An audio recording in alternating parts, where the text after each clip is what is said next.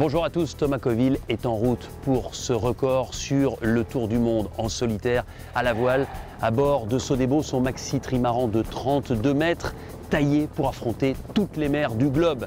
Alors aujourd'hui, son objectif à Thomas, c'est de battre le record qui tient depuis 2008 et qui appartient à Francis Joyon en 57 jours, 13 heures et 34 minutes. Je vous propose tout de suite de découvrir les dernières infos de cette tentative de record et puis de comprendre comment il vit à l'intérieur de son bateau, seul face aux éléments parfois les plus déchaînés. Un homme, une aventure, un record autour du monde. C'est parti!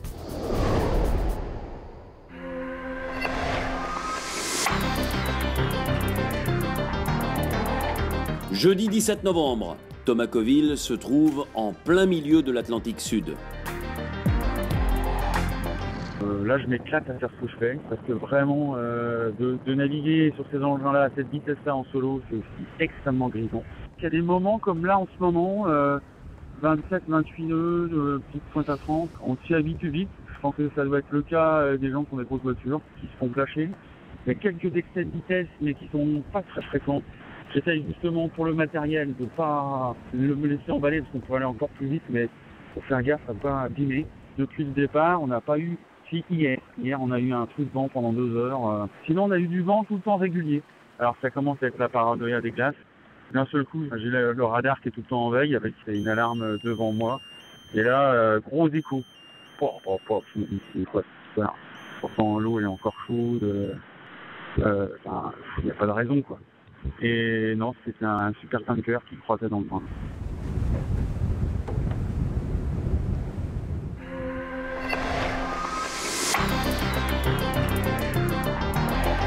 Il y a forcément une question qu'on se pose tous par rapport à Thomas Coville sur ce tour du monde et cette tentative de record. C'est pourquoi fait-il ça? Thomas, c'est quoi le Graal? Pourquoi tenter ce record qui paraît comme ça monstrueux? Imagine, demande à Lavinelli si quand il saute à la perche, il pense à autre chose que le fait qu'il saute à la perche. Oui, mais ça dure moins longtemps. Ouais, je suis d'accord. Toi, c'est près de 2 mois. Mais pour autant, quand on pense à Lavinelli, on pense que c'est l'athlète qui a sauté le plus haut à la perche de tous les temps. C'est clair, qui a battu Sergei Bubka, 6,16 m. Exactement, et c'est ça qu'il est aujourd'hui, Lavinelli. Il est l'athlète qui a été le plus haut juste à la force des bras.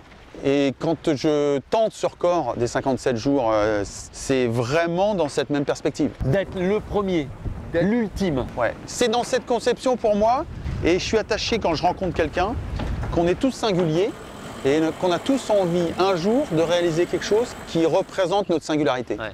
D'être unique à un moment.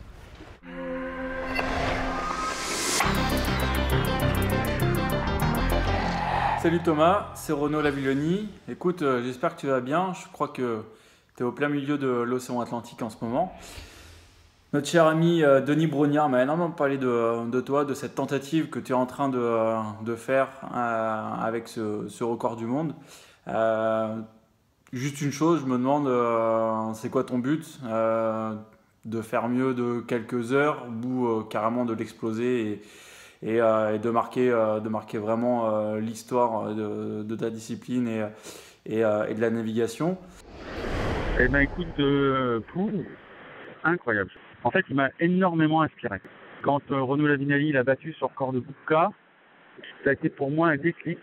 Et c'est marrant qu'il réagisse en disant est-ce que tu essaies de placer la barre juste 2 cm plus haut comme Bubka faisait, ou est-ce que tu veux l'exploser qu'on n'en parle plus et que voilà, que t'es le mec le plus haut de toute la planète. Et lui, il est dans cette philosophie de champion et de résultat. Et c'est vrai que Renaud Lavinelli s'intéresse à mon tour du monde. Alors là, je tiens juste aussi à souligner, je dirais, le fait que c'est un honneur pour moi que tu puisses m'avoir comme un de tes exemples pour justement tenter ce record avec le fameux 6,16 m que j'ai fait il y a 2 ans de cela en Ukraine. Et voilà, une chose qui est sûre, c'est que les records sont faits pour être battus. Après, il y en a qui durent 20 ans, il y en a qui durent quelques semaines. Écoute, je te souhaite le meilleur des vents possible. Pour moi, ça peut être un allié comme ça peut être un ennemi. Pour toi, c'est la même chose. Donc j'espère qu'il va être de ton côté. Bon courage, bon vent. Et puis, pourquoi pas une prochaine sur l'eau ou sur la terre. C'est vraiment au plaisir de chacun. Allez, bon courage. Devant un tel défi, nous sommes encore tous de grands gamins émerveillés. Alors, qui mieux que des enfants de 10 ans dans une classe de CM2 pour jouer les intervieweurs en herbe face à Thomas Coville. Ils vont poser leurs questions avec pertinence, détermination, mais aussi avec beaucoup d'admiration. Alors oui, la vérité sort de la bouche des enfants. La vérité sort de la bouche des enfants, mais aussi de celle de Thomas Coville, qui s'est prêté à ce petit jeu avec beaucoup de gentillesse.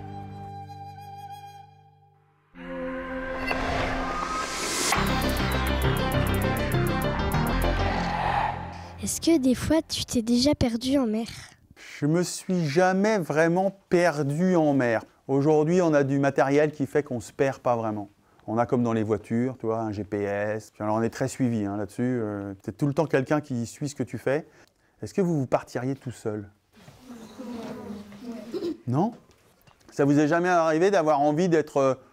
vous avez un petit frère ou une petite sœur, ou un grand frère ou une grande sœur, et de lui dire je vais dans ma chambre, j'ai plus envie de te voir. Ah bah voilà, bah alors. Et ben moi, quand je pars en mer sur un bateau comme ça tout seul, c'est comme quand vous avez envie de vous enfermer tranquille dans votre chambre et de voir personne.